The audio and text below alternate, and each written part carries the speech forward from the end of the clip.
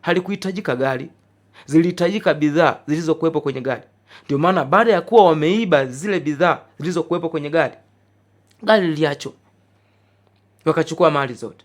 Sasa maana yangu ni nini? Shetani anapokuja kumvamia mtu, iwe kiroho au kimwili, hamtafuti huyo mtu, anatafuta kilichopo ndani ya mtu. Shetani anapotafuta kumuua mtu, hamuui mtu tu, anamuua mtu ili auwe kilichopo ndani ya mtu.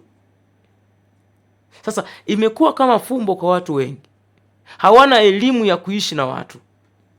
Kuna watu wa aina nyingi sana duniani, ingawaje muda mwingine wataalamu wana saikolojia wanawagawanya watu katika makundi manne na kadhalika, mara sanguini sijui nini na kadhalika, lakini aina za watu ni nyingi sana, na mwenye uwezo wa kukupa namna ya kuishi ni Mungu peke yake. Yaani ukimpokea Yesu Kristo anakupa sayansi ya kuishi na watu. Sasa watu wengi wakishampokea Yesu hawataki sayansi ya Yesu. Ndio maana Yesu anakosa ule mlango wa kuingia kwa mtu. Bwana Yesu asifiwe. Namna ya kwanza ya kuishi na watu wa namna tofauti tofauti ili ukwepe madhara na uharibifu unaotokana na hao watu, namna ya kwanza, wape mipaka. Narudia, namna ya kwanza ya kuishi na watu ili ukwepe uharibifu kwenye maisha yao, wape mipaka. Miongoni mwa jambo ambalo Yesu alilifanya, sitasoma vitabu vyote kwa sababu ya muda. Miongoni mwa jambo ambalo Yesu alilifanya, aliwapa watu mipaka. Luka 6:12 aliwapa mipaka hata katika kuomba nguvu za Mungu. Yesu hakupiga kelele, hakubweteka kama sisi tunavyofanya. Aliwapa mipaka watu. Karibu. Luka 6:12 inasema, ikawa siku zile aliondoka akaenda mlimani ili kuomba, akakesha usiku kucha katika kumwomba Mungu. Bwana Yesu asifiwe. Ikawa siku zile Yesu akakesha, yani aliondoka akaenda mlimani akakesha usiku kucha. Kwa nini hakuwachukua wale watu ambao walikuwa wanamsikiliza? Kwa nini hakuwachukua hata wanafunzi wake basi? Manake Yesu alikuwa na utaratibu wa kuwapa watu mipaka.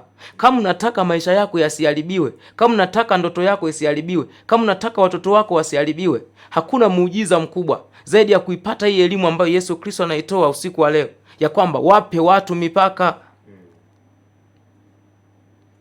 Labda niseme kitu kimoja, mtumishi wa Mungu Elisha. Siri ya mafanikio yako, usiwape watu ambao wanatakiwa kuyashangilia mafanikio yako. Narudia, siri ya mafanikio yako, usiwape watu ambao wanatakiwa kushangilia mafanikio yako. Kwenye tamthilia tunakuwa na kitu kinaitwa kwa Kiingereza curtain, yani ni kama pazia fulani ambalo linamficha msanii ili asionekane kabla ya muda wa kuonekana. Manake ili awe mpya kwenye stage, linakuwepo lile pazia ambalo linamtunzia thamani. Si kwamba hana uwezo, si kwamba hana mamlaka, hapana, ana mamlaka, lakini kuna kitu ambacho kinafanyika katika ulimwengu wa roho, ya kwamba thamani ya Elisha ipo sirini. Ndiyo maana kuna wakati ambao unaweza kuwa unapita barabarani usione mtu amepiga magoti naomba Mungu, lakini ukawa unaona matokeo ya kumwomba Mungu. Sasa siri mojawapo ya kuishi na watu ili ukwepe madhara na uharibifu wao, wape mipaka.